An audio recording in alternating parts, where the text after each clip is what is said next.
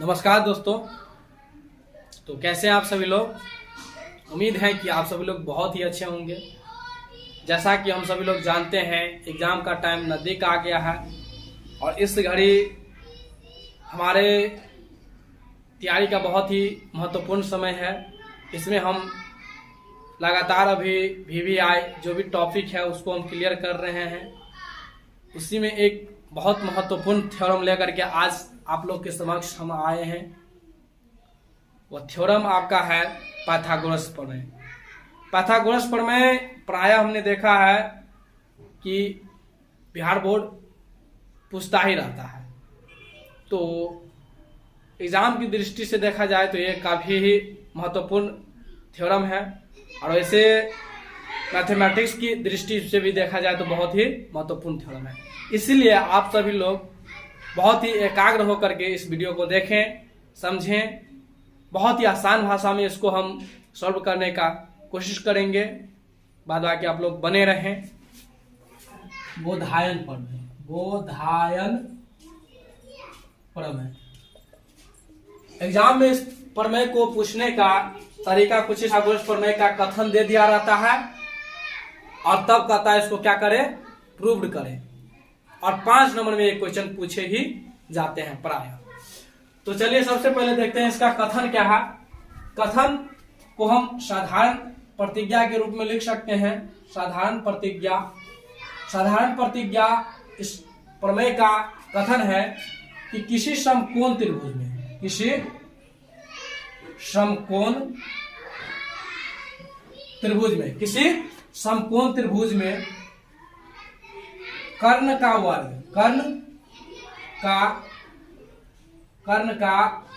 वर्ग शेष दो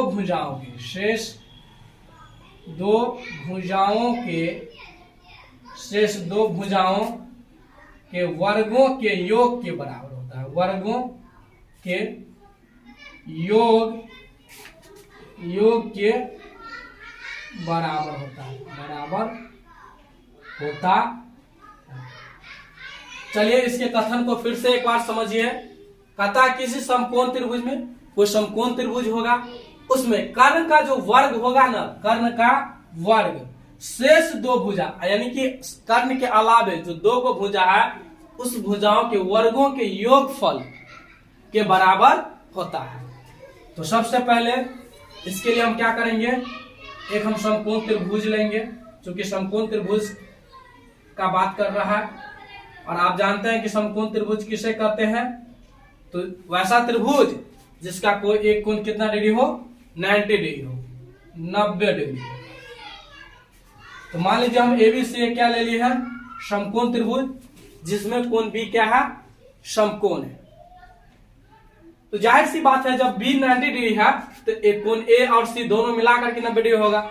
चूंकि इस त्रिभुज के तीनों कोणों का योग कितना होता है, 90 डिग्री, 180 डिग्री होता है।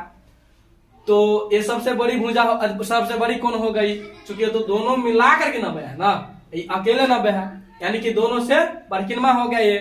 तो कोण जो B जो है सबसे बड़ी कोण हो गया और सबसे बड़ी कोण के सामने की जो भुजा होता है वो सबसे बड़ी भुजा होता है, यानी कि AC सबसे बड़ा भुजा है। और जब AC बड़ा भुजा है और इसी को कहा जाता है कर्ण। और अन्य जो दो भुजा है आपका BC और AB, एक को कह सकते हैं आप लंब और एक को कह सकते हैं आधा। तो इनका कथन है कि समकोण जो त्रिभुज ABC है उसमें कर्ण का वर्ग, कर्ण आपको क्या है, AC का वर्ग, अन्य दो भुजा यानी कि AB है और क्या है, एक BC है, दोनों के वर्गों के योग के बराबर होता है। इसका कथन ये है। तो सबसे पहले इसमें हम विशेष प्रतिज्ञा लिखेंगे। विशेष प्रतिज्ञा इसमें हम मानेंगे, माना कि ABC क्या है, समकोण त्रिभुज है। माना कि ABC एक क्या है, समकोण त्रिभुज है, समकोण त्रिभुज है।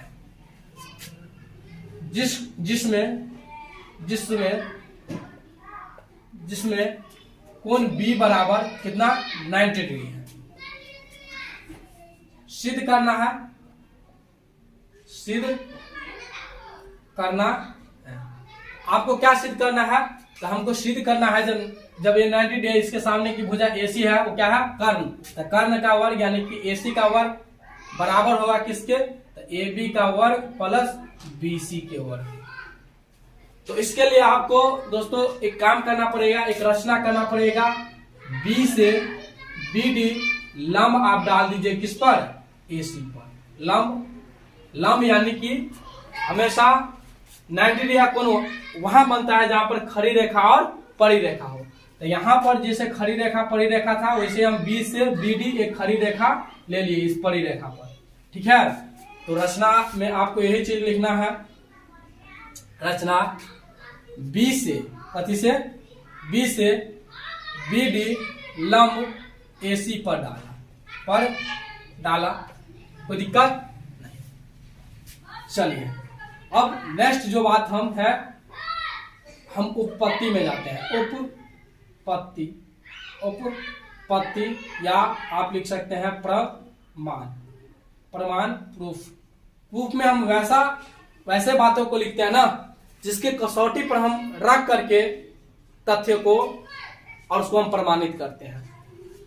तो उपपत्ति में आप जाइए तो आप गौर से देखिए, उपपत्ति में जाएंगे तो आपको एक त्रिभुज, समकोण त्रिभुज ABC दिख रहा होगा, और एक समकोण त्रिभुज ADB और एक BDC, यानी कि एक बड़ा समकोण त्रिभुज और दो छोटा समकोण त्रिभुज इसमें दिख रहा होगा आप सभी लोगों को।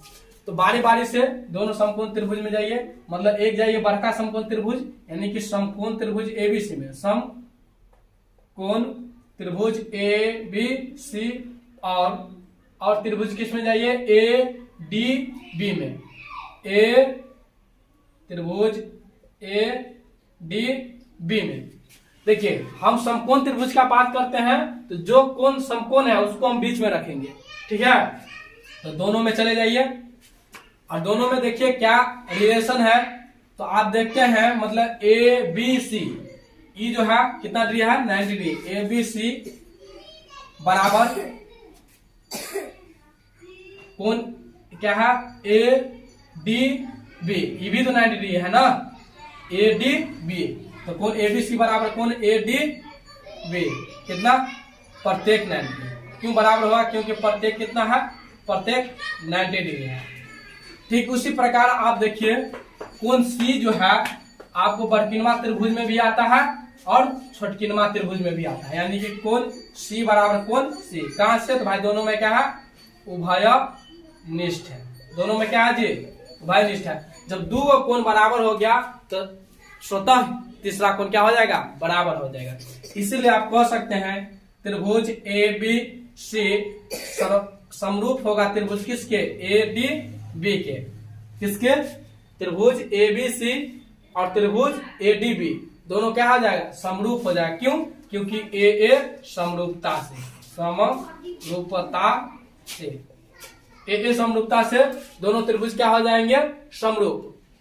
और आप जानते हैं कि समरूप त्रिभुज की संगत भुजाएं क्या होती है, समानुपाती। अर्थात उसके संगत भुजा को लेंगे और काटेंगे तो एक समान अनुपात हमें प्राप्त होगी।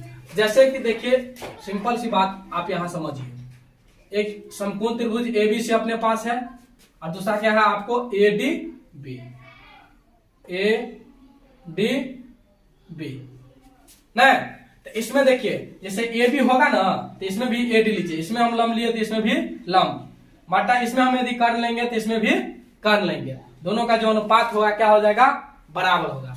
तो लीजिए, क्योंकि हम जानते हैं कि समरूप त्रिभुज की संगत भुजा क्या होती है, समानुपाती। तो इसीलिए हम कह सकते हैं कि AB बट्टा क्या होगा, AD बराबर हो जाएगा किसके, AC बट्टा AB के। अब हम यहाँ क्या कर सकते हैं, तो आप देखते होंगे कि हम यहाँ पर क्या कर सकते हैं, कोना कोनी गुना कर सकते हैं, अर्थात क्रॉस मल्टीप्लीकेशन कर सकते हैं। तो कीजिए AB को AB से गुना कीजिए तो क्या हो जाएगा, AB स्क्वायर। AC को AD से गुना करेंगे तो क्या हो जाएगा, AC गुने AD। राइट, यहाँ कोई दिक्कत नहीं ना। हमने यहाँ पर जब दोनों त्रिभुज समरूप है तो उसके संगत भुजा समानुपाती होगा कि नहीं होगा, तो बिल्कुल होगा।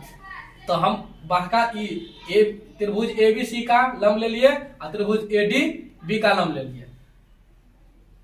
ले लिए, दोनों का अनुपात किए बराबर, इसका कर्ण लिए और इसका भी कर्ण ले लिए और दोनों को हम क्या कर दिए, क्रॉस मल्टीप्लीकेशन कर दिए। यहाँ पर हम समीकरण क्या कर लेंगे, फर्स्ट कर लेंगे। ठीक, यहाँ तक किसी को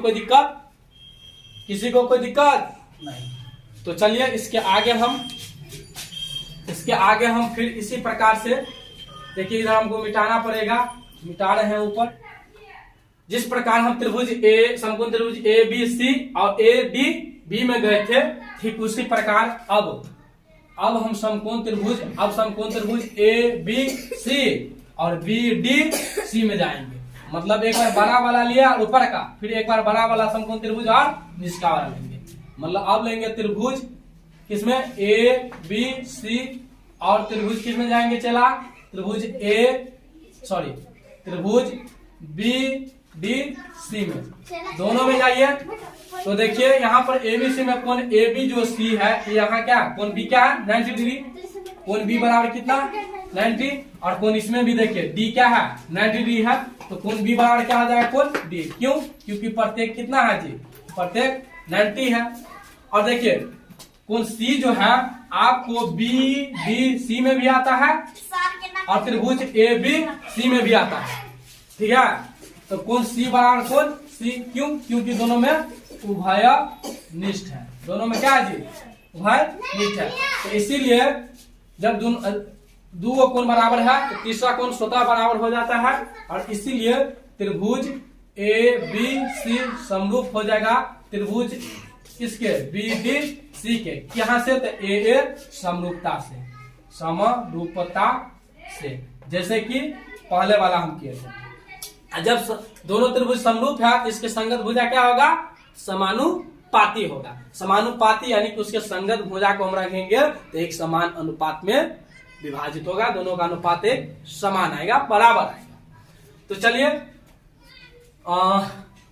हम किस किस त्रिभुज में गए थे, तो ए बी सी और दूसरा क्या, बी डी सी में गए थे, बी डी सी में।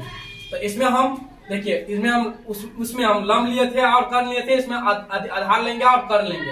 आधार लीजिए, तो इसका आधार क्या होगा, बी सी अपॉन इसका आधार D C, B C upon D C बराबर कर्ण लीजिए, इसमें क्या हो जाएगा ए सी, इसमें क्या हो जाएगा B C. Am I right? B D C, cross multiplication कीजिए, बीसी को बीसी से गुना करेंगे, क्या आ जाएगा, बीसी स्क्वायर बराबर एसी, उन्हें क्या आ जाएगा आपका डी सी। ठीक है, डी सी समीकरण सेकेंड। अब क्या कीजिए, समीकरण फर्स्ट और सेकेंड को जोड़ दीजिए। समीकरण फर्स्ट प्लस सेकेंड से दोनों को जोड़िए। तो देखिए यहाँ पर ए बी स्क्वायर था, यहाँ पर क्या है बी सी स्क्वायर, यानी कि दोनों को जोड़ेंगे तो एल एच एस को एल एच तरफ तो जोड़ेंगे, मतलब इसमें एल एच एस जो है ना और इसका एल एच एस दोनों को एक तरफ, इसमें जो आर एच एस है और इसका आर एच एस दोनों को एक तरफ। तो देखिए ए बी स्क्वायर इसमें है, इसमें ए बी स्क्वायर, इसमें क्या है बी सी स्क्वायर, तो बी सी स्क्वायर दोनों को एक तरफ रख लिया। इसमें क्या है ए सी गुने ए डी, फिर प्लस ए सी गुने क्या है जी डी सी है। चलिए दोनों में कॉमन क्या आ जाएगा, यहाँ देखिए ए बी का स्क्वायर प्लस बी सी का स्क्वायर, दोनों में कॉमन ए सी है, ए सी हम कॉमन ले लेंगे, क्या बच जाएगा A D plus D C.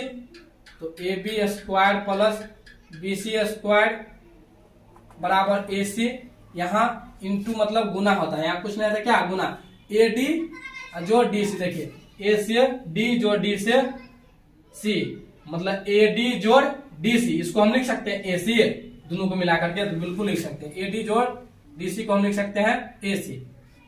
तो बताइए ए बी का स्क्वायर प्लस बी सी का स्क्वायर बराबर ए सी गुने ए सी, यानी कि ए सी स्क्वायर। यही तो आपको प्रूव करना था कि ए सी का जो स्क्वायर होगा वो बराबर होगा ए बी का स्क्वायर प्लस बी सी के स्क्वायर के। यहाँ पर क्या हो जाता है, आपका थ्योरम प्रूव हो जाएगा। ठीक है, तो आशा है कि आप सभी लोग को समझ में आया होगा, और यदि दिक्कत है वहां पर कमेंट कीजिए और जरूर पूछिए। बाद बाकी आपको अच्छा लगता है कि इस चैनल के माध्यम से हमें कुछ बेहतर सीखने को मिलेगा, तो चैनल को सब्सक्राइब करें।